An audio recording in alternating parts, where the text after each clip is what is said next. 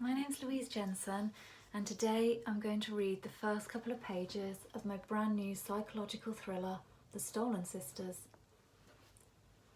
Chapter 1. Carly. Then.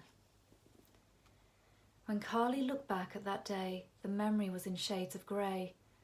The trauma had sucked the blue from the sky, the green from the freshly mown grass.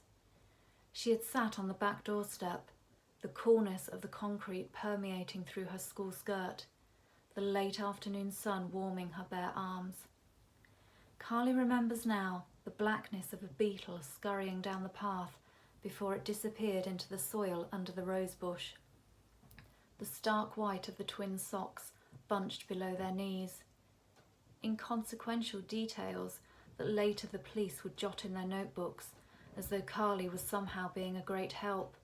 But she knew she wasn't, and worse than that, she knew it was entirely her fault. It had all been so frustratingly normal. Leah and Marie had shrieked in mock disgust as Bruno, their boxer, bounded towards them, drool spilling from his jowls. But their screams then still carried an undercurrent of happiness, not like later, when their cries were full of fear and there was nowhere to run to. The things that have stayed with Carly are this: the way her fingers gripped the cumbersome Nokia in her hand as though she was clutching a secret. Her annoyance as she angled her screen to avoid the glare, never dreaming that soon she would be craving daylight, fresh air, space. The pounding in her head increasing as the girls bounced a tennis ball between them across the patio.